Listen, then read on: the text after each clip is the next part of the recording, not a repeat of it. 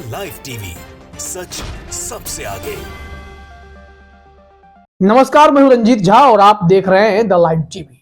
Hindenburg की report के बाद से गौतम अडानी और उनकी कंपनियों को लगातार झटके लग रहे हैं। ये सभी विवादों में लगातार उलझते भी जा रहे हैं। अब नया आरोप विकिपीडिया ने लगाया है। इससे पहले हिंडनबर्ग के बाद ब्लूमबर्ग ने, फोर्ब्स ने, तमाम ऐसी संस्थाओं ने गौतम अडानी के कच्चे चिट्ठे खोलने शुरू कर दिए। अब विकिपीडिया ने गौतम अडानी का नया कारनामा सामने रख दिया है और जो ये आरोप है, इमेज बिल्डिंग का आरोप लगा है। फर्जी तरीके से विकिपीडिया में छेड़छाड़ की गई, पेड टीमें लगाई गई और इन सब ने मिलकर गौतम अडानी के लिए मनगढ़ंत बातें रच डाली। तो क्या गौतम अडानी जानबूझकर अपनी छवि को और बढ़ा चढ़ाकर पेश करने के लिए विकिपीडिया जो फ्री इंटरनेट सेवा है इसका भरपूर इन्होंने इस्तेमाल कर लिया? अब विकिपीडिया ने इनकी चोरी पकड़ी है और इसका खुलासा जैसे हुआ है, तमाम जगहों पर खबरें चल रही हैं कि गौतम अडानी का एक और नया कारनामा सामने आ गया है। वैसे तो हिंडनबर्ग की रिपोर्ट के बाद से ही गौतम अडानी की कंपनियों के शेयर में भारी गिरावट देखने को मिली।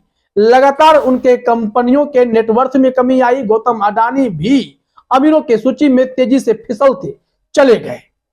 अमेरिका ने उनके लिए दरवाजे बंद कर दिए। डाउ जोन्स ने उनके लिस्टेड कंपनी अडानी एंटरप्राइजेज को भी बाहर किया। अब जो बड़ी खबर सामने आई है वो विकिपीडिया से जुड़ी हुई है। आप अपने स्क्रीन पर जरा अमर उजाला की यह खबर देखिए। हेडलाइन में है अडानी पर आरोप, पेड यूजर्स से लिखवाई झूठी बातें। विकिपीडिया ने कहा 40 लोगों ने ऑनलाइन अभियान चलाए। किस लिए? गौतम अडानी और उनकी कंपनियों की इमेज बिल्डिंग के लिए? क्या उनकी साख जो लगातार गिर रही है उस साख को ठीक करने के लिए, या फिर गौतम अडानी अपनी छवि को बढ़ा चढ़ाकर शुरू से ही पेश करने की कोशिश कर रहे थे? जैसा कि हिंडनबर्ग ने आरोप लगाया कि उन्होंने अपनी लिस्टेड कंपनियों के शेयर को 85% तक ओवरवैल्यूड किया। इतना ही नहीं, उनके अकाउंटिंग में फ्रॉड के भी आरोप हिंडनबर्ग ने लगा दिए। तो क्या ये इमेज बिल्डिंग का एक तरीका था? खबर में देखते हैं अमर उजाला ने क्या डिटेल में जानकारी दी है। इसमें लिखा गया है, अडानी समूह पर हिंडनबर्ग के आरोपों के करीब 1 महीने बाद नए आरोप लगने शुरू हुए हैं। अब विकिपीडिया ने आरोप लगाया है कि पहचान छुपाकर ऑनलाइन अभियान चलाने वालों, जिसे सॉक पपेट्स भी कहा जाता है, ने जनमत तैयार करने और पाठकों को धोखा देने के लिए 1 दशक से अधिक समय तक गौतम अडानी, उनके परिवार और उनके कारोबार से जुड़ी मनगढ़ंत बातें फैलाई। ये समझिए कि ये नया खेल नहीं है कि हिंडनबर्ग के रिपोर्ट के बाद गौतम अडानी की अगर छवि खराब हो गई तो उसे ठीक करने के लिए विकिपीडिया पर मनगढ़ंत बातें फैलाई जा रही है। नहीं, ये बीते 10 सालों से ऐसा चल रहा है अमर उजाला की रिपोर्ट के मुताबिक।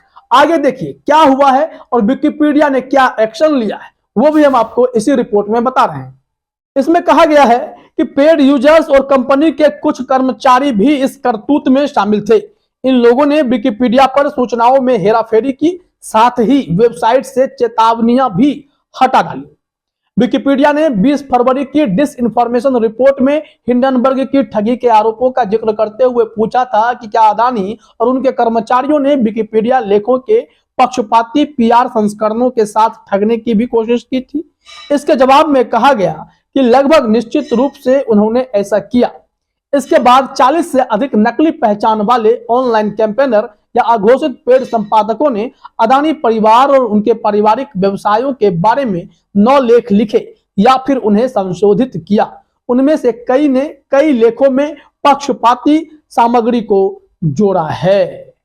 अब देखिए कि जब विकिपीडिया ने गौतम अडानी के इतिहास को खंगालने की कोशिश की तो यहां भी फर्जीवाड़ा सामने आ गया है। क्या इस देश में गौतम अडानी से बड़ा कोई बिजनेस टाइकून हुआ होगा जो अपनी तरक्की की सीढ़ी चढ़ने के लिए तमाम उन हथकंडों का प्रयोग कर गया जिसे नीतिगत तो नहीं कहा जाता है?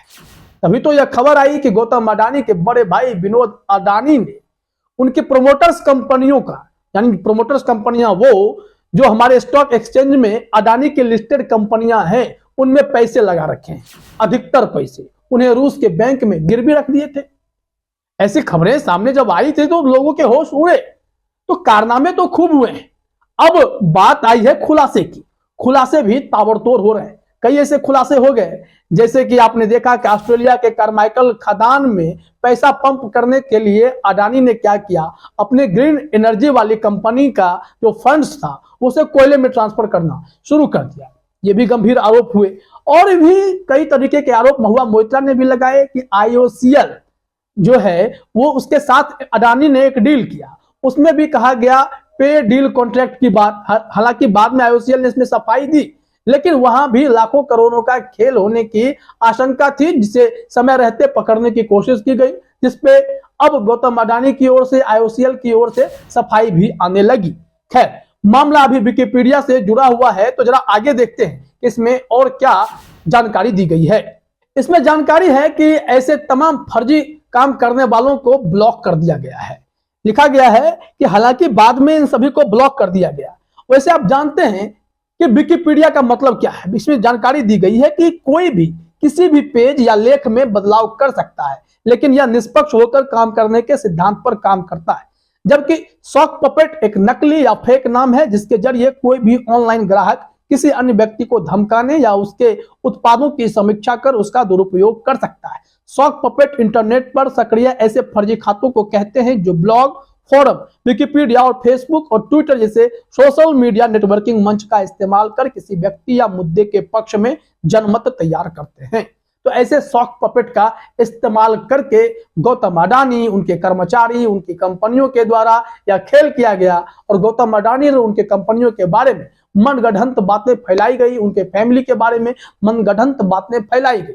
मतलब साफ है कि हर वो हथकंडा गौतम अडानी ने अपनाया जिससे उन्हें तरक्की मिल सके, लेकिन तरक्की का यह सस्ता तरीका उन्हें इतना भारी पड़ेगा वो कभी सोच भी नहीं पाए थे। तभी तो फोर्ब्स और ब्लूमबर्ग और हिंडनबर्ग जैसी संस्थाओं ने इतना बड़ा खुलासा किया। लेकिन भारत में जब गौतम अडानी के खिलाफ JPC की मांग की जा रही थी तो इस पर कोई एक्शन मोदी सरकार ने नहीं लिया। हालांकि सुप्रीम कोर्ट में इस मामले पर एक जांच कमेटी बनाने की बात कही गई, लेकिन वो भी मोदी सरकार बंद लिफाफे में जांच कमेटी के जो भी मेंबर होंगे उनके नाम कोर्ट को देना चाहती थी। लेकिन सुप्रीम कोर्ट ने कहा कि बंद लिफाफा नहीं चलेगा, सील बंद काम नहीं होगा, मामला सार्वजनिक है तो पारदर्शिता इसमें रहनी चाहिए। इसलिए कोर्ट ने कहा कि कोर्ट कमेटी बनेगी, जांच कमेटी में मेंबर कौन होंगे वह अदालत तय करेगी। लेकिन यहां पर बड़ा सवाल यह है, क्या गौतम अडानी पर एक्शन लेने के लिए वो कोर्ट कमेटी तैयार होगी या सिर्फ निवेशकों के पैसे सेफ हैं या नहीं है उसकी जांच भर कर ली जाएगी और उससे जुड़े कुछ कदम उठा लिए जाएंगे। ऐसा होगा या गौतम अडानी ने जितने लोन ले रखे हैं 80,000 करोड़ से अधिक भारतीय बैंकों से, विदेशी बैंकों की तो हालत छोड़ ही दीजिए, तो उन तमाम परिस्थितियों से निपटने के लिए क्या कोई ऐसी ठोस मैकेनिज्म तैयार की गई है कि नहीं, ये बड़ा सवाल होगा। और ऐसे में अब जो लगातार रिपोर्ट पर रिपोर्ट आ रहे हैं, उस रिपोर्ट में अब आप विकिपीडिया का भी नाम जोड़ लीजिए कि विकिपीडिया ने भी यह मान लिया कि गौतम अडानी और उनके फैमिली मेंबर के बारे में उनकी ही PR टीम ने फर्जी तरीके से मनगढ़ंत कहानियां विकिपीडिया पर अपडेट कर डाली और यह खेल महीनों सालों से चल रहा था, जिसकी चोरी हिंडनबर्ग रिपोर्ट आने के बाद जांच पड़ताल के दौरान पता चली और इसका भंडा फूट गया। तमाम सोशल मीडिया के साइट्स पर यह सुर्खियां बन गई हैं। फिलहाल इस वीडियो में इतना ही। आप सभी का हमसे जुड़ने के लिए बहुत बहुत धन्यवाद। द लाइव टीवी, सच सबसे आगे।